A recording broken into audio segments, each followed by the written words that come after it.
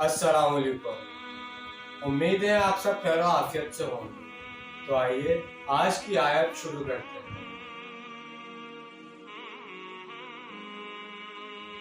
बिस्मिल्लाहिर्रहमानिर्रहीम। या अय्युहल्लज़ीना आमनू कुतिबा अलैकुमुल क़िसासु फ़िल क़त्ल الحر بالحر والعبد بالعبد والأنثى بالأنثى فمن وفي له من أخيه شيء فاتباع بالمعروف وأداء إليه بإحسان ذلك تخفيف من ربكم ورحمة فمن اعتدى بعد ذلك فله عذاب أليم۔ شروع اللہ کے نام سے جو بڑا مہربان نہایت رحم کرنے والا ہے۔ اے اہل ایمان، تم پر لازم کر دیا گیا ہے مقتولوں کا بدلہ لینا، اور غلام کے بدلے اور عورت کے بدلے۔ پھر جس کو معاف کر دی جائے کوئی شے اس کے بھائی کی جانب سے تو اس کی پیروی کی جائے معروف طریقے پر اور ادائیگی کی جائے خوبصورتی کے ساتھ۔ یہ تمہارے رب کی طرف سے ایک تخفیف اور رحمت ہے، اور اس کے بعد بھی جو حد سے تجاوز کرے گا تو اس کے لیے دردناک عذاب ہے۔ یعنی تم پر یہ فرض کر دیا گیا ہے۔ اس معاملے میں سہل انگاری صحیح نہیں ہے۔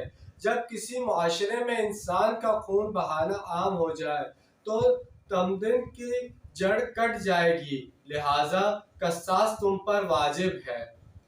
آزاد کے بدلے اگر کسی آزاد آدمی نے قتل کیا ہے تو قصاص میں وہ آزاد ہی قتل ہوگا۔ یہ نہیں کہ وہ کہہ دے کہ میرا غلام لے جاؤ یا میری جگہ میرے 2 غلام لے جاؤ، قتل کر دو۔ اگر غلام قاتل ہے تو وہ غلام ہی قتل کیا جائے گا۔ اگر قتل کرنے والی عورت ہے تو وہ عورت ہی قتل ہوگی۔ وہ قصاص و دید کے معاملے میں اسلام سے پہلے عرب میں مختلف معیارات قائم تھے۔ مثلا اگر اوسی خزرجی کو قتل کر دیں تو 3 گنا خون بہا وصول کیا جائے گا، اور خزرجی اوسی کو قتل کرے تو 1/3 خون بہا ادا کیا جائے گا۔ یہ ان کا قانون تھا۔ اسی طرح آزاد اور غلام میں بھی فرق روا رکھا جاتا ہے، لیکن شریعت اسلامی نے اس ضمن میں کامل مساوات قائم کی اور زمانہ جاہلیت کی ہر طرح کی عدم مساوات کا خاتمہ کروایا۔ اس بارے میں امام ابو حنیفہ رضی اللہ عنہ کا قول یہی ہے کہ تمام مسلمان آپس میں کفو برابر ہیں، لہذا قتل کے مقدمات میں کوئی فرق نہیں کیا جائے گا۔ یعنی مقتول کے ورثہ اگر قاتل کو کچھ رعایت دے دیں کہ ہم اس کی جان بخشی کرنے کو تیار ہیں، چاہے وہ خون بہا لیں چاہے ویسے ہی معاف کر دیں، تو جو بھی خون بہا طے ہوا ہو اس کے بارے میں ارشاد ہوا۔ اس کا رحمت ہونا بہت واضح ہے۔ اگر یہ شکل نہ ہو تو پھر قتل در قتل کا سلسلہ جاری رہتا ہے، لیکن اگر قاتل کو لا کر مقتول کے وارثہ کے سامنے کھڑا کر دیا جائے کہ اب تمہارے ہاتھ میں اس کی جان ہے، تم چاہو تو اس کو قتل کر دیا جائے گا، اور اگر تم احسان کرنا چاہو، اس کی جان بخشی کرنا چاہو تو تمہیں اختیار حاصل ہے۔ چاہو تو ویسے ہی بخش دو، چاہو تو خون بہا لے لو۔ اس سے یہ ہوتا ہے کہ دشمنوں کا دائرہ سمٹ جاتا ہے، بڑھتا نہیں ہے۔ اس میں اللہ کی طرف سے بڑی رحمت ہے۔ اسلامی معاشرے میں قاتل کی گرفتاری اور قصاص کی تنفیذ حکومت کی ذمہ داری ہوتی ہے، لیکن اس میں مدعی ریاست نہیں ہوتی۔ آج کل ہمارے نظام میں غلطی یہ ہے کہ ریاست ہی مدعی بن جاتی ہے، حالانکہ مدعی تو مقتول کے ورثہ ہے۔ اسلامی نظام میں کسی صدر یا وزیر اعظم کو اختیار نہیں ہے کہ کسی قاتل کو معاف کر دے۔ قاتل کو معاف کرنے کا اختیار صرف مقتول کے ورثہ کو ہے، لیکن ہمارے ملکی دستور کے روح سے صدر مملکت کو سزائے موت معاف کرنے کا حق دیا گیا ہے۔